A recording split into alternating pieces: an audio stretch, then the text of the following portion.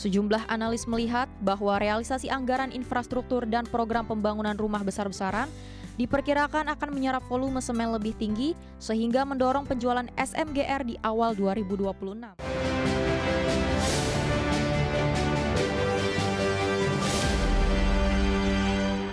Pemirsa, PT Semen Indonesia Persero Tbk mencatat pendapatan sebesar Rp25,3 triliun, turun 3,76% secara year on year, dan laba bersih anjlok sekitar 84% akibat lesunya permintaan domestik. Perseroan berharap proyek infrastruktur besar yang direncanakan pemerintah bisa menjadi katalis permintaan semen pada tahun 2026. PT Semen Indonesia Persero Tbk berharap bahwa proyek infrastruktur besar yang direncanakan pemerintah bisa menjadi katalis permintaan semen pada tahun 2026. Sejumlah analis melihat bahwa realisasi anggaran infrastruktur dan program pembangunan rumah besar-besaran diperkirakan akan menyerap volume semen lebih tinggi sehingga mendorong penjualan SMGR di awal 2026. Program pembangunan 3 juta rumah baru yang dijadwalkan berjalan efektif pada 2026 juga dipandang sebagai faktor yang mampu menyokong permintaan semen secara signifikan. Selain program rumah baru, proyek infrastruktur strategis nasional lain seperti jalan, jembatan, hingga fasilitas publik turut menjadi harapan pasar untuk mendorong konsumen semen curah. SMGR bahkan terlihat dalam sejumlah proyek besar seperti pasokan semen untuk pembangunan jembatan Kabanaran yang menggambarkan keterlibatan perseroan dalam proyek infrastruktur nyata menjelang 2026. Prospek tersebut didukung oleh pandangan analis bahwa penyaluran anggaran fiskal dan realisasi pembangunan akan meningkat, termasuk potensi penurunan suku bunga di 2026 yang diharapkan bisa menggairahkan sektor properti dan konstruksi. Dengan demikian, harapan terhadap lonjakan permintaan semen menjadi salah satu sentimen positif yang dicermati dalam prospek kinerja SMGR di tahun depan. Berbagai sumber, IDX Channel. PT Merdeka Battery Materials Tbk melakukan suntikan modal senilai 51 juta US dollar kepada anak usaha terkendali PT Sulawesi Cahaya Mineral melalui fasilitas pinjaman.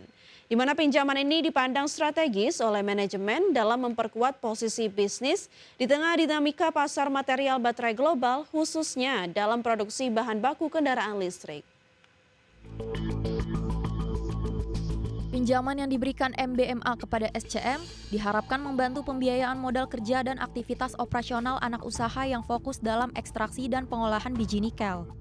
SCM sendiri merupakan bagian dari rantai pasok bahan dasar baterai kendaraan listrik yang menjadi tulang punggung pengembangan industri EV di Indonesia.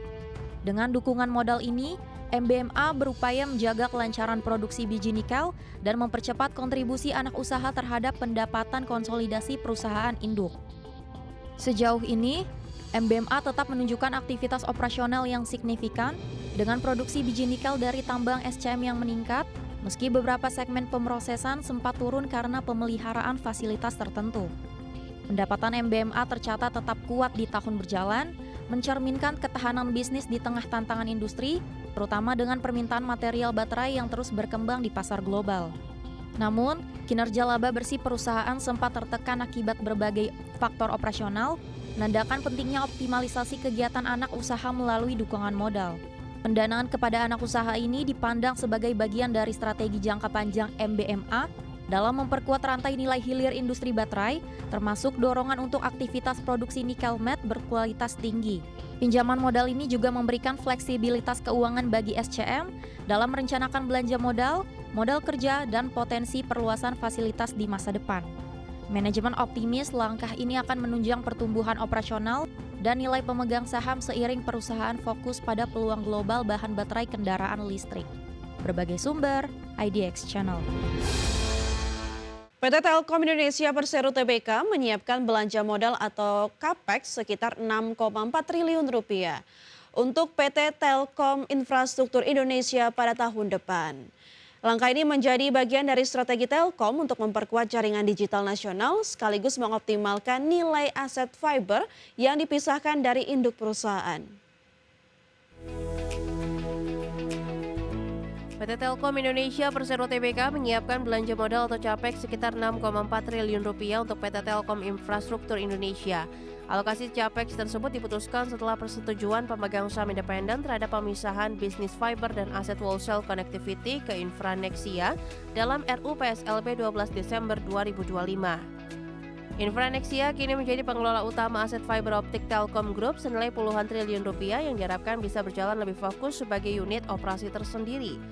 Dengan dana capex ini, Telkom berharap Infranexia mampu meningkatkan penetrasi konektivitas digital, khususnya di wilayah yang belum terjangkau layanan fiber secara penuh.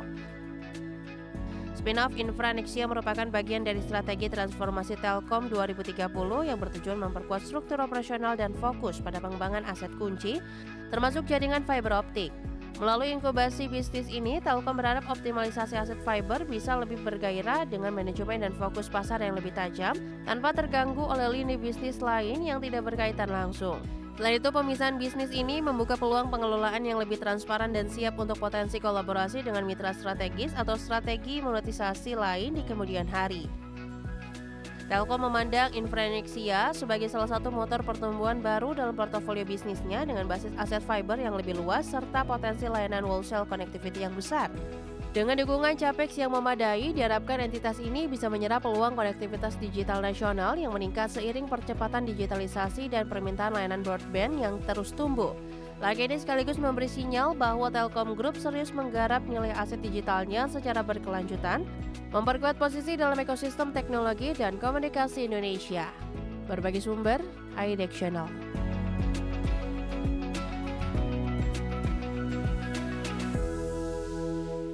Pemirsa, PT Chandra Asri Pacific Tbk berencana menerbitkan obligasi senilai 1,5 triliun rupiah sebagai strategi memperkuat permodalan perseroan.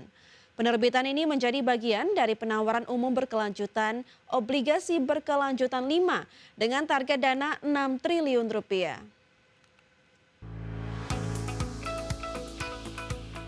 PT Chandra Asri Pacific Tbk atau TPIA berencana menerbitkan obligasi senilai 1,5 triliun rupiah sebagai strategi memperkuat permodalan perseroan. Penerbitan obligasi ini merupakan tahap pertama dari program obligasi berkelanjutan 5 Chandra Asri Pacific. Informasi tersebut tercantum dalam prospektus yang diterbitkan pada Jumat 18 Desember 2025. Langkah ini diambil emiten petrokimia milik Prayogo Pangestu untuk memperkuat struktur permodalan dan menjaga fleksibilitas keuangan. Chandra Asri menawarkan obligasi dalam 3 seri dengan tenor berbeda. Seri A memiliki tenor 3 tahun, seri B tenor 5 tahun, dan seri C tenor 7 tahun. Pembayaran bunga dilakukan setiap 3 bulan sekali dengan pembayaran pertama dijadwalkan pada 13 April 2026. Dana hasil penerbitan obligasi akan digunakan untuk modal kerja termasuk pembelian bahan baku produksi. Adapun berdasarkan pemeringkatan Pevindo, obligasi tahap 1 2025 ini memperoleh peringkat double amin dengan masa berlaku hingga September 2026. Perseroan menargetkan obligasi ini tercatat di Bursa Efek Indonesia pada 14 Januari 2026 setelah melalui masa penawaran akhir tahun ini. Berbagai sumber, IDEX Channel.